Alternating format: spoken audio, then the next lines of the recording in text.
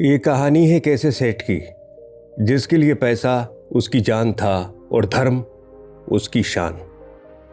लेकिन एक दिन इन्हीं दोनों के बीच एक खूबसूरत औरत की एंट्री होती है। गुलाबी साड़ी पहने, तीखे नए नक्श, होठों पर पान की लाली और मुस्कान में छुपा हुआ जाल। अब सेठ के सामने था उसकी जिंदगी का सबसे बड़ा इम्तिहान। आखिर उस दिन क्या लूटा, धन, आस्था या दोनों? आज सुनिए साहित्य सम्राट मुंशी प्रेमचंद जी के कलम से निकली एक ऐसे सफर की कहानी जो आखिर तक आपको एंगेज रखकर रोमांच से भर देगी। तो दोस्तों, नासिर स्टोरी हब चैनल के आज के एपिसोड में सिलसिलेवार से शुरू करते हैं आज की कहानी, जिसका नाम है तगादा। सेठ चेतराम, ये वो नाम था जिसे सुनते ही इलाके के कर्जदारों के पसीने छूट जाते थे। सेठ जी ने स्नान किया, शिव जी को जल चढ़ाया, 2 दाने मिर्च चबाए, 2 लोटे पानी पिया और सोटा लेकर तगादे पर चली। सेठ जी की उम्र कोई 50 की थी। सिर के बाल झड़ गए थे और खोपड़ी ऐसी साफ सुथरी चांद की तरह निकल आई थी जैसे ऊसर यानी बंजर खेत। उनकी आंखें थी तो छोटी, लेकिन कंचों जैसी गोल। चेहरे के नीचे पेट था और पेट के नीचे टांगें, मानो किसी पीपे में 2 मेखें गाड़ दी गई हों। लेकिन ये खाली पीपा न था, इसमें सजीवता और कर्मशीलता कूट कूट कर भरी हुई थी। जब वे किसी बाकीदार असामी के सामने पहुंचते तो उनका उछलना कूदना और पैंतरे बदलना देखकर बड़े बड़े नट भी शर्मिंदा हो जाते। आंखें ऐसी लाल पीली करते, ऐसे गरजते कि दर्शकों की भीड़ लग जाती थी। उन्हें कंजूस तो नहीं कहा जा सकता, क्योंकि जब वो दुकान पर होते तो हर एक भिखमंगे के सामने एक कोड़ी फेंक देते। हाँ, उस समय उनके माथे पर कुछ ऐसे बल पड़ जाते, आंखें कुछ ऐसी प्रचंड हो जाती, नाक कुछ ऐसी सिकुड़ जाती कि भिखारी फिर उनकी दुकान पर ना आता। सेठ जी का एक ही सिद्धांत था, लहने का बाप तगादा है, यानी अगर पैसा वसूलना है तो तगादा तो करना ही पड़ेगा। सुबह नाश्ता करने के बाद शाम तक वो लगातार तगादा करते रहते थे। इसमें डबल फायदा था, एक तो घर का खाना बचता था और दूसरा सेठ जी के डर और लिहाज से आसामियों के माथे दूध, पूरी, मिठाई आदि खाने को मिल जाते थे। और शाम के लिए भी दूध, दही, सब्जी, उपले, ईंधन भी सौगात में मिल जाते थे, इसलिए शाम के खाने का भी जुगाड़ हो जाता था। इसीलिए तगादे से ना चूकते थे। आसमान फटा पड़ता हो, आग बरस रही हो, आंधी आती हो, पर सेठ जी नियम से तगादे पर जरूर जाते। एक वक्त का खाना बच जाना भी कोई साधारण बात ना थी। एक वक्त के खाने का एक आना भी रख लें तो उन्होंने अपने 30 वर्षों के महाजनी जीवन में कोई 800 रुपये बचा लिए थे। ये उनकी तपस्या का फल था।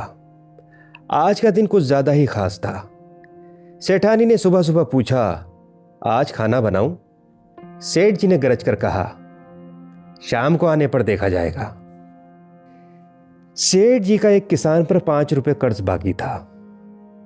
6 महीने से हरामखोर ने सूद ब्याज कुछ ना दिया था और ना ही कभी कोई सौगात, घी दूध लेकर हाजिर हुआ था। उसका घर 3 कोस यानी 9-10 किलोमीटर से कम ना था, इसलिए सेठ जी टालते आ रहे थे। लेकिन आज उन्होंने उसी गांव चलने का निश्चय कर लिया और उन्होंने ठान लिया था कि आज उस हरामखोर की खाल खींचकर ही दम लूंगा।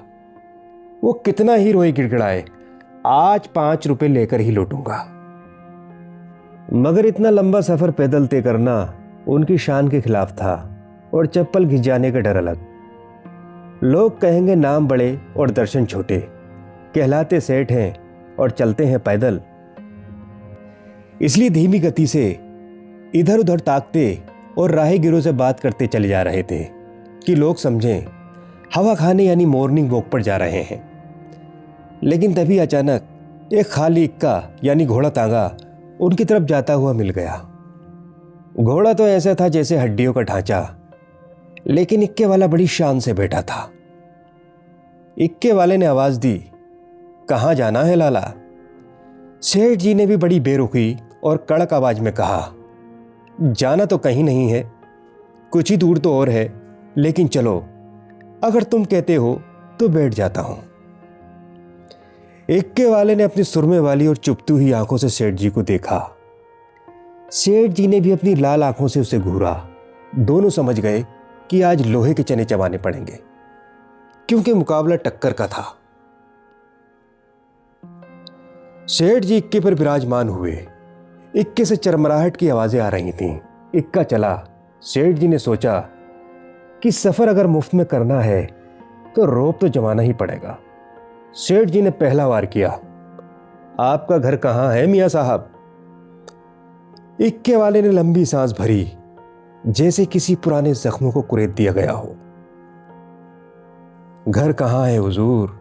जहां पढ़ रहा हूं वही घर है। जब घर था तब था, अब तो बेघर बेदर हूं, और सबसे बड़ी बात यह है कि बेपर हूं। तकदीर ने ऐसे पर काटे कि लंडूरा बनाकर छोड़ दिया। सेठ जी के कान खड़े हो गए। इक्के वाला चालू हो गया। मेरे दादा नवाबी जमाने में चखलेदार थे हुजूर, और 7 जिले के मालिक, जिसे चाहे तोप से उड़ा दें और जिसे चाहे फांसी पर लटका दें। नवाब साहब उन्हें सगे भाई की तरह मानते थे। निकलने से पहले लाखों की थैलियां नजर चढ़ जाती थी हुजूर, और अब आज के दिन ही देख लो कि हम आप लोगों की गुलामी कर रहे हैं। वक्त वक्त की बात है सेठ जी, कभी के दिन बड़े तो कभी की रात।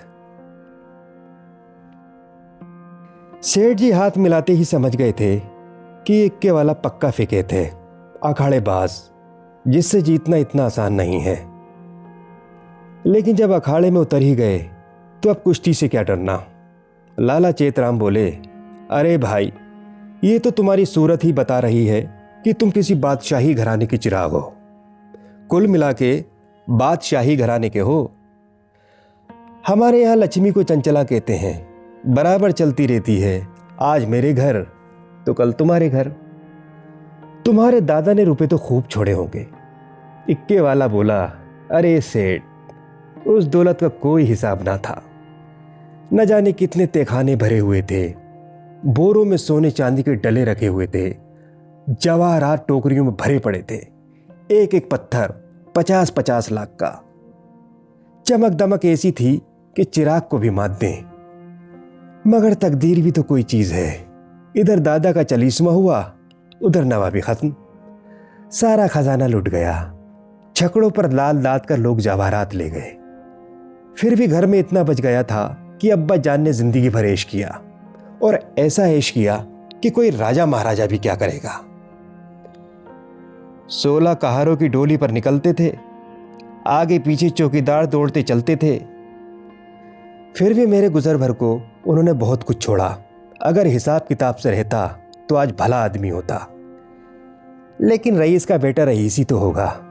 एक बोतल चढ़ाकर बिस्तर से उठता था, रात रात भर मुजरे होते रहते थे। क्या जानता था कि एक दिन ये ठोकरें खानी पड़ेंगी और ये खटारा इक्का हाँकना पड़ेगा। सेठ जी ने झूठी हमदर्दी का नाटक करते हुए कहा, अल्लाह का शुक्र अदा करो भाई कि ईमानदारी से मेहनत करके बाल बच्चों की परवरिश तो कर रहे हो। नहीं तो हमारे तुम्हारे कितने ही भाई हैं जो रात दिन कुकर्म करते रहते हैं, फिर भी दाने दाने को मोहताज रहते हैं। ईमान की सलामती ही सबसे बड़ी दौलत है, नहीं तो दिन तो सभी के कट जाते हैं। दूध रोटी खाकर कटे तो क्या, सूखे चने चबाकर कटे तो क्या, बड़ी बात तो ईमान है। मुझे तो तुम्हारी सूरत देखते ही लग गया था कि तुम बड़े ही नेक और शरीफ आदमी हो। बेईमानों के चेहरों पर तो फिटकार बरसती है। इक्के वाले ने हामी भरी। सेठ जी, आपने ठीक ही कहा, ईमान सलामत रहे तो सब कुछ है। आप लोगों से 4 पैसे मिल जाते हैं, वही बाल बच्चों को खिलाकर पड़ा रहता हूँ। हुजूर, और इक्के वालों को देखिए, तो कोई किसी मर्ज में मुब्तला है तो कोई किसी मर्ज में। मैंने तौबा बोला, ऐसा काम ही क्यों करें कि जो मुसीबत में फंसें। बड़ा कुनवा है हुजूर, माँ है, बच्चे हैं, कई बेवाएं हैं, और कमाई यही इक्का है। फिर भी अल्लाह मियाँ किसी तरह निभाए जाते हैं। सेठ जी बोले, वो भगवान बड़ा कारसाज है खां साहब, तुम्हारी कमाई में हमेशा बरकत होगी। इक्के वाला बोला, आप लोगों की मेहरबानी चाहिए। सेठ जी ने भी झट से कहा, बोले भगवान की मेहरबानी चाहिए, तुमसे खूब भेंट हो गई। मैं इक्के वालों से बहुत घबराता हूँ, लेकिन अब मालूम हुआ अच्छे बुरे सभी जगह होते हैं। तुम्हारे जैसा सच्चा दीनदार आदमी मैंने नहीं देखा। कैसी साफ तबीयत पाई है तुमने कि वाह। सेठ जी की ये लच्छेदार बातें सुनकर तांगे वाला समझ गया कि ये महाशय परले सिरे के बैठकबाज हैं। ये सिर्फ मेरी तारीफ करके मुझे चकमा देना चाहते हैं। अब और किसी पहलू से अपना मतलब निकालना चाहिए। इक्के वाला बोला, मगर लाला ये न समझिए कि मैं जितना सीधा और नेक नजर आता हूं उतना सीधा और नेक हूं भी। नेकों के साथ नेक हूं, लेकिन बुरों के साथ पक्का बदमाश हूं। यूं कहिए आपकी जूतियां सीधी कर दूं, लेकिन किराए के मामले में मैं किसी के साथ रियात नहीं करता। हाँ, रियात करूं तो खाऊं क्या और बीवी बच्चों को क्या खिलाऊं। सेठ जी ने समझा था कि इक्के वाले को हत्थे पर चढ़ा लिया, अब सफ़र फ्री में हो जाएगा, लेकिन ये अलाप सुना तो कान खड़े हो गए। सेठ जी पैंतरा बदलते हुए बोले, भाई रुपए पैसे के मामले में मैं भी किसी से रियात नहीं करता, लेकिन कभी कभी जब यार दोस्तों का मामला आ पड़ता है तो झक मारकर दबना ही पड़ता है। तुम्हें भी कभी कभी बल खाना ही पड़ता होगा। दोस्तों से बेमुरब्बती तो नहीं की जा सकती। इक्के वाले ने रूखेपन से कहा, मैं किसी के साथ मुरव्वत नहीं करता। मुरव्वत का सबक तो उस्ताद ने पढ़ाया ही नहीं। एक ही चंचूल हूं, मजाल क्या कि कोई एक पैसा भी दबा ले। घर वाली तक को तो मैं एक पैसा देता नहीं, दूसरों की तो बात ही क्या है। और इक्के वाले तो अपने महाजन की खुशामद करते हैं और उसके दरवाजे पर खड़े रहते हैं। यहां महाजनों को भी धत्ता बता देता हूं, सब मेरे नाम को रोते हैं। कितने ही सेठों से रुपए उधार लिए और साफ डकार गया। देखें अब कैसे वसूल करते हो बच्चा। नालिश करो या कुछ भी, घर में क्या धरा है जो ले लोगे। घर में टूटा फूटा बर्तन भी नहीं जो नीलाम करा लेंगे। अब सेठ जी को पसीने आने लगे। समझ गए कि ये शैतान बिना पैसे लिए ना मानेगा। जानते कि आफत गले पड़ेगी तो भूलकर भी इक्के पर पांव ना रखते। इतनी दूर पैदल चलने में कौन से पैर टूट जाते। अगर इस तरह रोज पैसे देने पड़े तो फिर लेन देन कर चुका। सेठ जी भक्त जीव थे। शिव जी को जल चढ़ाने में जब से होश संभाला था तब से एक नागा भी ना किया। क्या शंकर भगवान इस मुसीबत की घड़ी में मेरी सहायता ना करेंगे। ईष्ट देव का सुमिरन करके बोले, खां साहब और किसी से चाहे दबो ना दबो, पर पुलिस से तो दबना ही पड़ता होगा। वो किसी के सगे नहीं होते। इक्के वाले ने हंसकर कहा, कभी नहीं। उनसे तो उल्टे कुछ ना कुछ वसूल करता हूं। जहां कोई शिकार मिला झट से सस्ते भाड़े में बैठाता हूं और थाने पहुंचा देता हूं। किराया भी मिल जाता है और इनाम भी। क्या मजाल की कोई बोल सके। लाइसेंस नहीं लिया आज तक लाइसेंस। मजे में सदर में इक्का दौड़ाता फिरता हूं, कोई साला चू नहीं कर सकता। मेले ठेलों में भी अपनी खूब बनाती है। अच्छे अच्छे माल चुनकर कोतवाली पहुंचाता हूं। वहां कहाँ किसकी दाल गलती है। जिसे चाहे रोक लें। 1 दिन 2 दिन 3 दिन 20 बहाने हैं। कह दिया शक था कि ये औरत को भगाई लिए जाता था, फिर कौन बोल सकता है। साहब भी छोड़ना चाहे तो नहीं छोड़ सकते। मुझे सीधा ना समझिएगा, 1 नंबर का हरामी हूं। सवारियों से पहले किराया तय नहीं करता। ठिकाने पर पहुंचकर 1 के 2 लेता हूं। जरा भी हेकड़ी किया तो आस्तीन चढ़ा पैंतरा बदलकर खड़ा हो जाता हूं। फिर कौन है जो सामने ठहर सके। अब सेठ जी को भी डर वाला रोमांच आ गया। उन्हें लगा कि इक्के वाला मुझे भी कहीं थाने न ले जाए। हाथ में एक सोटा तो था, पर उसको चलाने की हिम्मत ना थी। उन्होंने तय किया कि अब और आगे जाना खतरे से खाली नहीं है। जो किराया बचे वही सही। आज बुरे फंसे। न जाने किस मनहूस का मुंह देखकर घर से चले थे। कहीं ये दुष्ट उलझ पड़े तो 10-5 दिन हल्दी सौंठ पीना ना पड़े। अब खैरियत इसी में है कि यहीं उतर जाऊं, जो बच जाए वही सही। सेठ जी भीगी बिल्ली बनकर बोले, अच्छा अब रोक लो खां साहब, मेरा गांव आ गया। बोलो तुम्हें क्या दे दूं। इक्के वाले ने घोड़े को एक चाबुक लगाया और ऐंठ कर बोला, मजदूरी सोच समझ कर दीजिएगा लाला। आपको ना बैठाता तो 3 सवारियों को और बैठा लेता। तीनों 4-4 आने भी देते तो 12 आने हो जाते। तुम 8 आने ही दे दो। सेठ जी की बधिया बैठ गई। इतनी बड़ी रकम उन्होंने जिंदगी में कभी इस तरह खर्च नहीं की थी। इतनी थोड़ी दूर के लिए इतना किराया देना उनके लिए मुमकिन नहीं था। ये तो घोर अनर्थ था। उन्होंने मन ही मन में भोलेनाथ को याद किया और बोले, शिव जी मुझे इस राक्षस से बचाओ। अगर 2 आने की बात होती तो खून का घूंट पीकर दे देते, लेकिन 8 आने के लिए तो तू मैं ही नहीं, हाथापाई की नौबत भी आए तो वो करने को तैयार थे। लेकिन तभी सड़क के किनारे एक झोपड़ा नजर आया। इक्का रुक गया। सेठ जी उतर पड़े और कमर से एक दुवन्नी निकालकर इक्के वाले की ओर बढ़ाई। इक्के वाले ने सेठ जी के तेवर देखे तो समझ गया कि ताव बिगड़ गया। चाशनी कड़ी होकर कठोर हो गई। अब दांतों से काटकर ही मिठास का आनंद लिया जा सकता है। इक्के वाला शालीनता से बोला, मालिक, ये दुवन्नी आप ही रखिए। इसकी रेवड़ियां लेकर अपने बाल बच्चों को खिला दीजिएगा। हम गरीबों का क्या है, अल्लाह आपको सलामत रखे। सेठ जी ने एक आना और निकाला और बोले, बस अब मुंह ना खोलना, 1 पैसा भी ज्यादा ना दूंगा। इक्के वाला, नहीं मालिक, आप ऐसा कहेंगे तो हम गरीबों के बच्चे कैसे पलेंगे। हम लोग भी इंसान पहचानते हैं हुजूर। इतने में ही झोपड़ी से एक औरत गुलाबी साड़ी पहने पान चबाती हुई निकल आई। रंग सांवला मगर नैन नक्श तीखे। वो किसी अप्सरा से कम नहीं लग रही थी। वो बोली, आज बड़ी देर लगाई। अचानक सेठ जी को देखकर, अच्छा आज लाला जी तुम्हारे इक्के पर थे, फिर तो आज तुम्हारा दिमाग 7वें आसमान पर होगा। एक अच्छी सी मिठाई तो मिली ही होगी, इधर बढ़ा दो सीधे से। ये कहकर वो सेठ जी के पास आंखों में शरारत और होठों पर मुस्कान लिए बोली, आराम से चारपाई पर बैठो लाला। बड़े भाग्य थे कि आज सुबह सुबह आपके दर्शन हुए।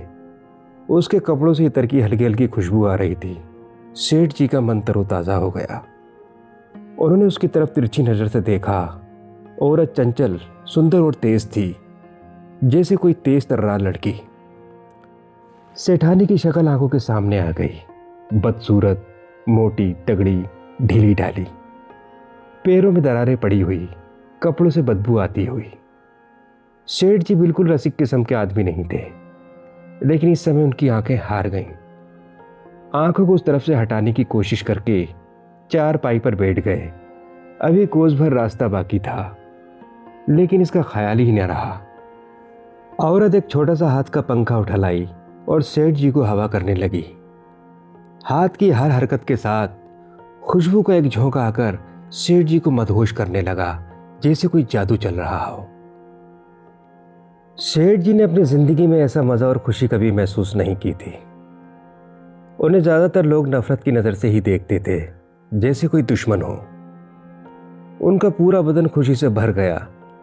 उसके हाथ से पंखा छीन लेना चाहा और बोले, तुम्हें तकलीफ हो रही होगी, लाओ मैं खुद हवा कर लूं। अरे कैसी बातें करते हो लाला जी, आप हमारे दरवाजे पर आए हैं, क्या इतनी सेवा भी ना करने दोगे? उसने शरारत से कहा। इधर कहीं दूर जाना था आपको, अब तो बहुत देर हो चुकी है, कहाँ जाओगे? सेठ जी ने चोर नजरों से कहा, यहां से बस थोड़ी दूर पर ही एक गांव है, वहीं जाना है। शाम को इधर से ही लौटूंगा। सुंदरी ने खुश होकर कहा, तो फिर आज यहीं रहो, शाम को फिर कहाँ जाओगे? एक दिन घर के बाहर की हवा भी लो, ताजगी मिलेगी। फिर ना जाने कब मिलना होगा, कौन जानता है। इक्के वाले को अब पक्का यकीन हो चुका था कि अब शिकार जाल में फंस चुका है। इक्के वाले ने आकर सेठ जी के कान में फुसफुसाकर कहा, पैसे निकालिए तो घोड़े के दाने और चारे का इंतजाम करूं। सेठ जी ने चुपके से 8 आने निकाल कर दे दिए, वही 8 आने जिसके लिए वे अभी मरने मारने को तैयार थे। इक्के वाले ने पूछा, आपके लिए कुछ मिठाई ले आऊं? यहां आपके लायक मिठाई कहां मिलेगी? हाँ, मुंह मीठा जरूर हो जाएगा। सेठ जी बोले, मेरे लिए कोई जरूरत नहीं, हाँ बच्चों के लिए 4 आने की मिठाई जरूर ले आना। 4 आने निकालकर सेठ जी ने उसके सामने ऐसे घमंड से फेंके मानो ये उनके लिए कुछ मायने नहीं रखते, जैसे कोई छोटी मोटी चीज हो। सुंदरी का चेहरा देखना चाहते थे, उसके हाव भाव जानना चाहते थे, लेकिन डरते थे कि कहीं वो ये ना सोचे कि लाला 4 आने क्या दे रहे हैं, मानो किसी को खरीदने की कोशिश कर रहे हैं। इक्के वाला 4 आने उठाकर जा ही रहा था कि सुंदरी ने कहा, सेठ जी के 4 आने लौटा दो। इतनी जल्दी उठा लिए, शर्म नहीं आती? ये मुझसे रुपया लो और 8 आने की ताज़ी मिठाई बनवा कर लाओ। उसने रुपया निकाल कर फेंका। सेठ जी शर्म से पानी पानी हो गए। एक इक्के वाली की औरत जिसकी कोई औकात ना थी, इतनी मेहमान नवाजी करे कि उनके लिए पूरा रुपया निकाल कर दे दे। ये बात वो कैसे बर्दाश्त कर सकते थे? ये बात एक सेठ की शान के खिलाफ थी, जैसे कोई उनका अपमान कर रहा हो। बोले, नहीं नहीं, ये नहीं हो सकता, तुम अपना रुपया रख लो। रसिक नजरों को संतुष्ट करके जैसे कोई मजा ले रहे हो। मैं रुपया देता हूं, ये लो, 8 आने की मिठाई ले आना। इक्के वाला तो उधर मिठाई और दाने चारे की चिंता में लग गया। इधर सुंदरी ने सेठ से कहा, वो तो अभी देर में आएगा लाला, तब तक पान तो खाओ, मुंह का स्वाद तो बदलो। सेठ जी ने इधर उधर देखा और कहा, यहां तो कोई पान वाला नहीं है। सुंदरी उनकी तरफ तेज और चुपती हुई नजर से देखकर बोली, क्या मेरे बनाए गए पान पनवारी के पानों से भी बुरे होंगे? क्या इतना भी भरोसा नहीं? सेठ जी ने शर्म से कहा, नहीं नहीं, बात ये नहीं, तुम मुसलमान हो ना? सुंदरी ने मजाक और अदा से कहा, खुदा की कसम, इसी बात पर मैं तुम्हें पान खिलाकर ही छोड़ूंगी। ये कहकर उसने पानदान से एक बीड़ा निकाला और सेठ जी की तरफ चली। सेठ जी ने 1 मिनट तक तो नानुकर किया, फिर दोनों हाथ बढ़ाकर उसे रोकने की कोशिश की। दूर हटो, दूर हटो। फिर जोर से दोनों होठ बंद कर लिए, लेकिन जब सुंदरी किसी तरह ना मानी, जैसे जिद पर अड़ी हो, तो सेठ जी अपना धर्म बचाकर तेजी से भागे। उनकी छड़ी वहीं चारपाई पर रह गई। 20 कदम पर जाकर रुके और सांस भरकर बोले, देखो, इस तरह किसी का धर्म नहीं छीना जाता। हम लोग तुम्हारा छुआ पानी भी पी लें तो धर्म बिगड़ जाए, जैसे पाप हो जाए। सुंदरी ने फिर दौड़ाया, सेठ जी फिर भागे। इधर 50 साल से उन्हें ऐसा भागने का मौका नहीं मिला था, जैसे कभी दौड़ना ही भूल गए हों। धोती खिसक कर गिरने लगी, लेकिन इतना समय न था कि धोती बांध लें। बस भागते रहे। बेचारे धर्म को कंधों पर रखे दौड़े चले जाते थे, जैसे कोई बोझा ढो रहे हों। पता नहीं कब कमर से रुपयों का थैला गिर पड़ा। जब 50 कदम पर रुके और धोती ऊपर की तो थैला गायब। पीछे मुड़कर देखा तो सुंदरी हाथ में थैला लेकर दिखा रही थी और इशारे से बुला रही थी, जैसे कह रही हो, आओ ले जाओ। लेकिन सेठ जी को अपना धर्म रुपयों से ज्यादा प्यारा था, जैसे रुपये कुछ नहीं। 2-4 कदम चले, फिर रुक गए। अचानक धर्म की सोच ने डांटा, थोड़े रुपयों के लिए क्या धर्म छोड़ दोगे? रुपये बहुत मिलेंगे, धर्म कहाँ मिलेगा? वो तो अनमोल है। ये सोचकर वो अपनी राह चले, जैसे कोई कुत्ता झगड़ालू कुत्तों के बीच से घायल होकर पूंछ दबाकर भागता है और बार बार पीछे देखता है कि कहीं पे बदमाश आ तो नहीं रहे, पीछा तो नहीं कर रहे। दोस्त यही थे हमारे सेठ चेतराम। बेचारे 5 रुपये वसूलने के लिए निकले थे, लेकिन क्या हुआ, इक्के का किराया चुकाया, मिठाई के पैसे भी दिए और आखिर में अपना भरा पूरा थैला भी उस सुंदरी के हाथों में छोड़ आए। लेकिन दिल से खुश हैं कि कम से कम अपना धर्म तो बचा लिया। इसे ही कहते हैं कि खाया पिया कुछ नहीं और गिलास तोड़ा 12 आना। पर भला हो सेठ जी का कि उन्होंने अपनी आस्था को रुपयों से ऊपर रखा, वरना पछतावा ही होता। तो दोस्तों, ये थी आज की कहानी।